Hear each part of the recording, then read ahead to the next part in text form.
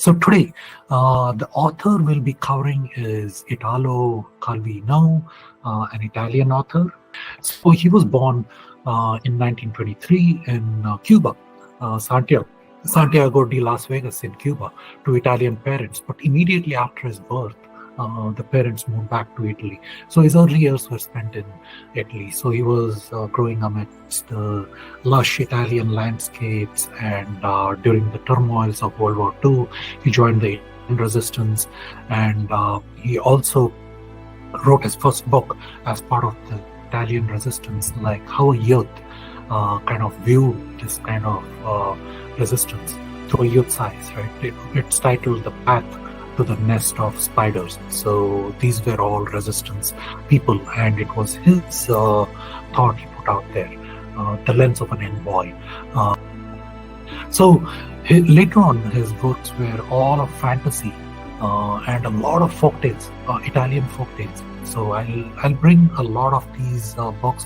I'm not going to cover all of his books and his folktales.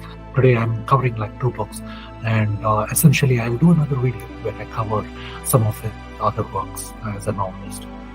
So his novel, one of them is called Invisible Cities. This is the first one I read of Calvino. It's a mixture of fantasy, fable, and history. So it traces the conversation between Marco Polo, the explorer, and the great Kublai Khan. And the conversation is about a place.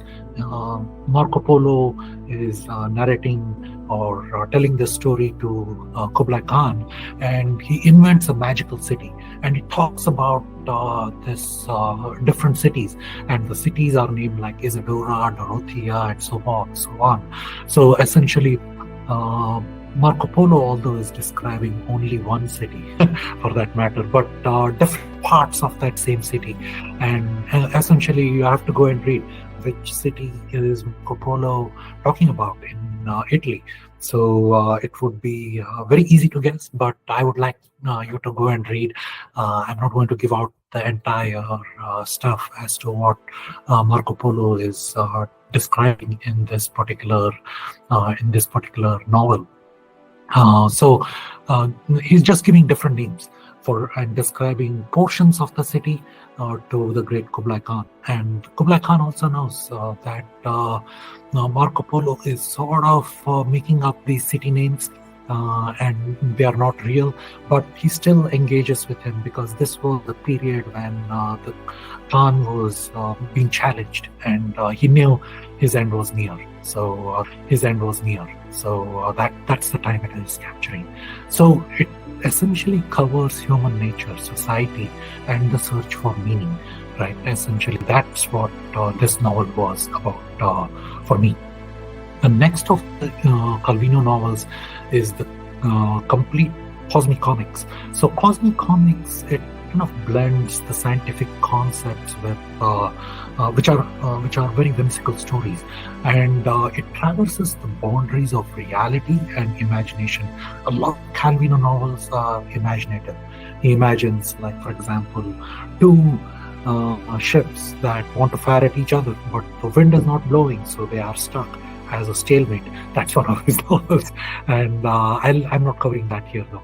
And this one, the complete Cosmic Comics, it's about the cosmos, and QFWFQ is present at all the moments of the history of this cosmic formation, and he explores the universe's evolution, and he's the one narrating essentially.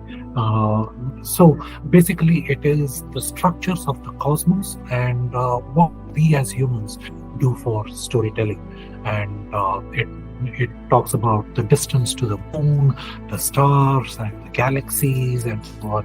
So QFWSQ is an interesting character. It's an ageless character that is present in this Cosmic Comics novel. So there are other Italo Calvino novels. If on a winter's night, a traveler, this is like where you go through the chapter, and it seems like the beginning. Every chapter is a beginning, but in the end, everything comes together. And there is some ending. And I'll cover this novel and the others listed here as part of a separate video. And Mr. Palomar, That's an interesting novel where Palomar is trying to find something out in nature, like looking at a bird or looking at a landscape. He tries to figure it's about wanting to know more about the world than expanding our knowledge beyond what we already know and trying to understand what we don't know. That's Mr. Palomar. And the other one listed here is the 6 Memos for the Next Millennium. So these were essays which Calvino was supposed to deliver at Harvard, which were later published by his wife. He couldn't deliver the lecture, and